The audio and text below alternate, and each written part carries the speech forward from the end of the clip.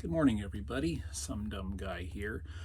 Wanted to do a little something slightly different as far as my videos go, delving a little bit more into the behind the scenes of being a physical media collector.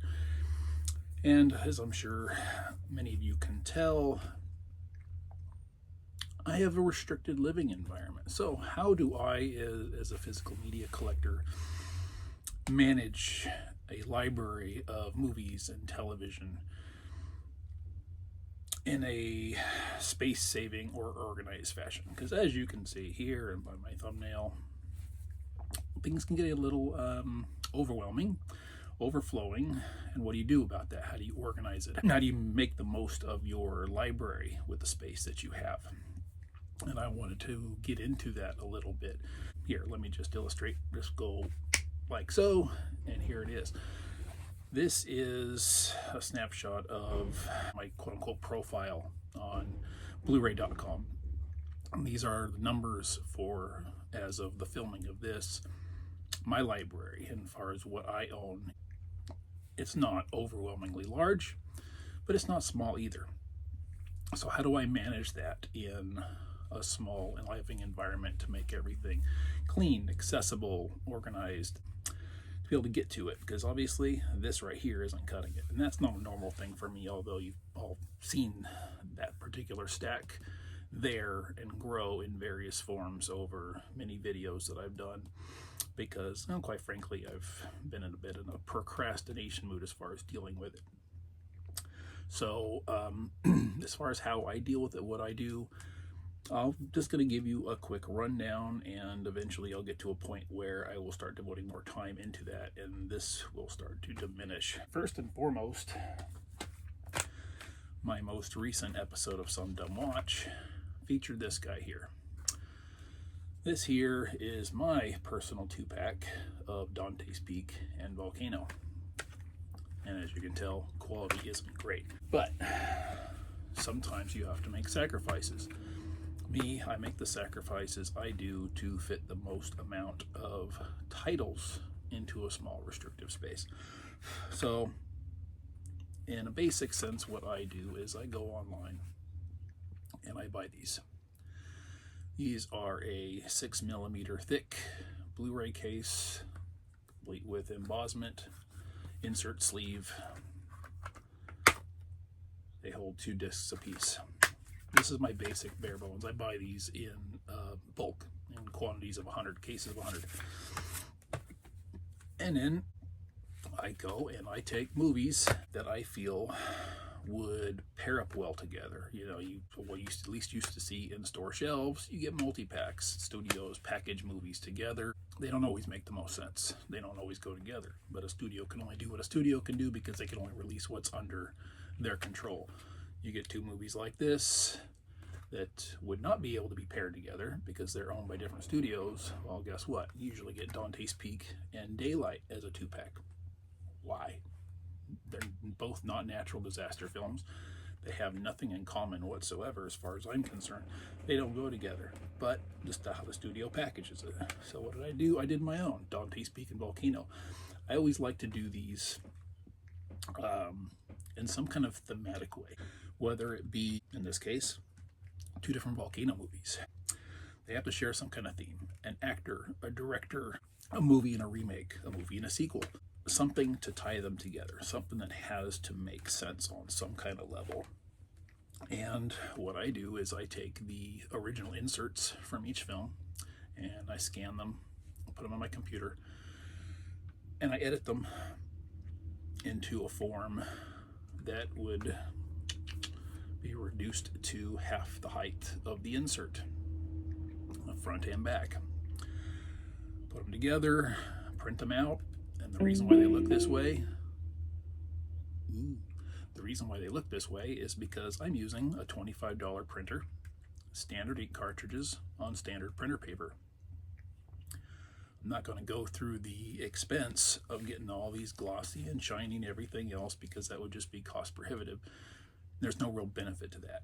I took a cue from Kino Lorber in this sense, where when I do my spines, See if I can get that to focus. You can read it. There we go. Something just plain, simple, easy to read.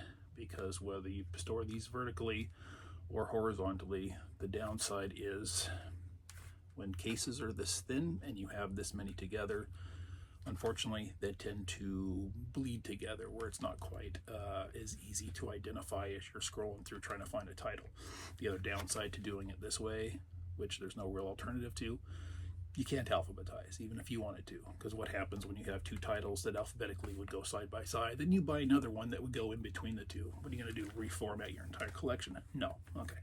Anyway, this is the back here. I try to get all the pertinent information in there. Synopsis when there is one, year of release, ratings, so forth and so on.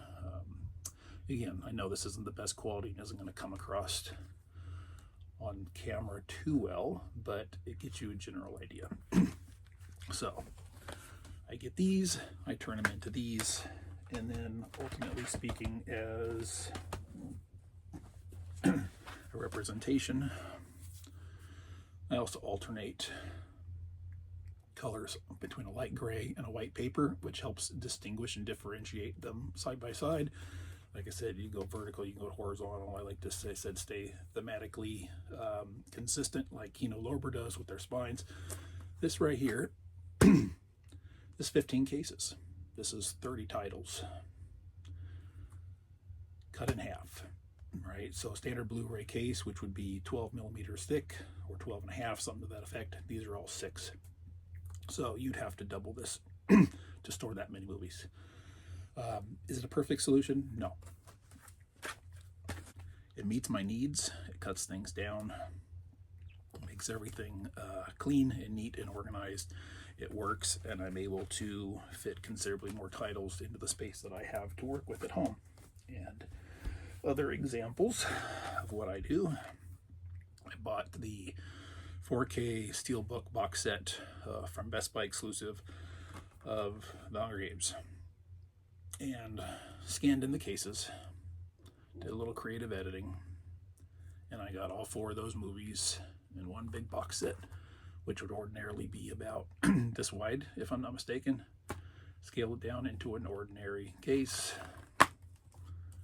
and these are stacked, of course, so you got 2 discs on either side.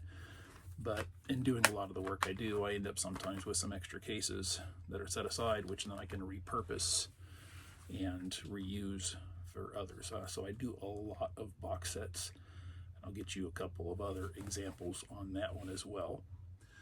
This one here, not such a great example. Unfortunately, my printer was running low on ink when I did it, and I didn't feel inclined to reprint it because ultimately it doesn't really matter. But this is the this is the Ultimate Bourne collection. This contains all 5 of the Bourne films on 4K. Again, I bought the box set from Groove a couple years back. Each film had its individual case and a covering box, which, you know, I love. It's great.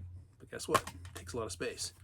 So we got that, and again, in all the workings that I do, I end up sometimes with extra cases when I'm transferring things around. So I was able to get all of these films,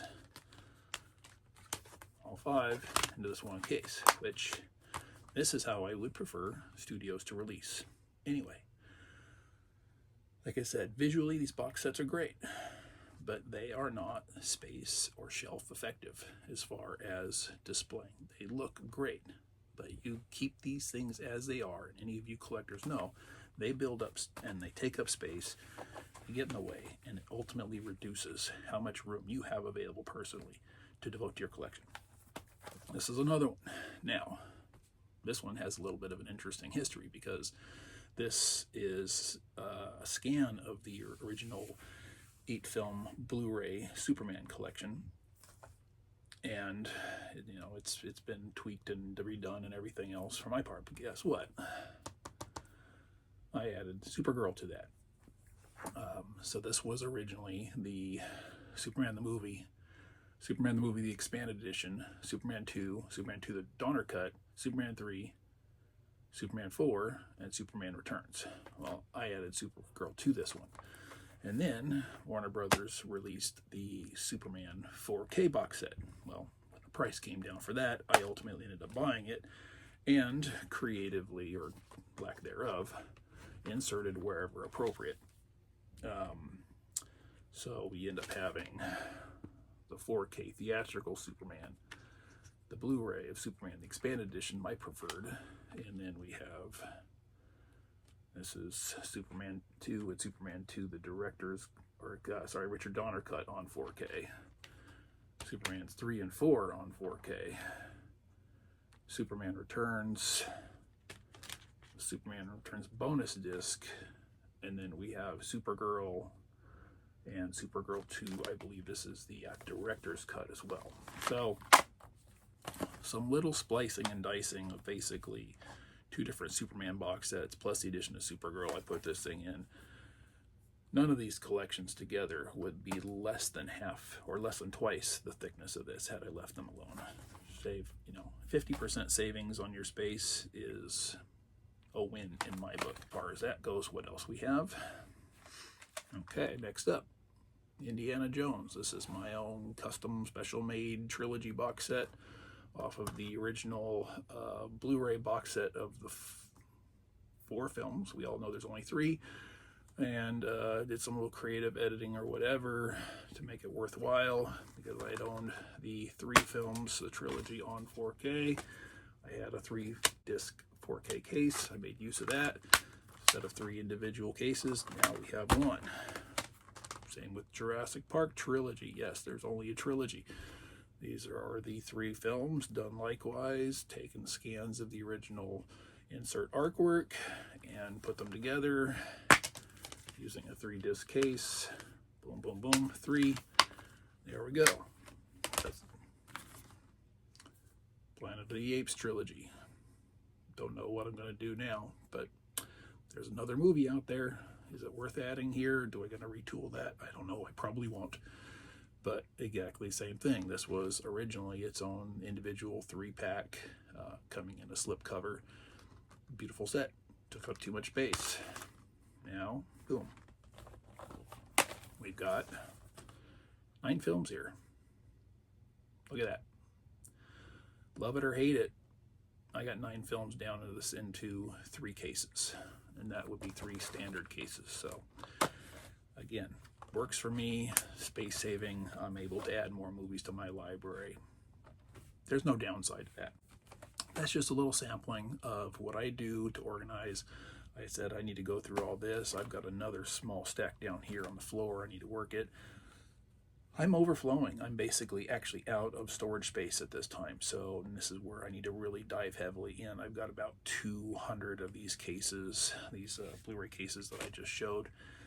And they're there and they're ready to go, and I need to get to work. So we're going to get on that soon, and like I said, hopefully you'll start seeing this diminish over the course of my videos. So let me know what you think. Do you approve? Do you disapprove? Do you have your own creative ideas for space saving and organizing on your shelves?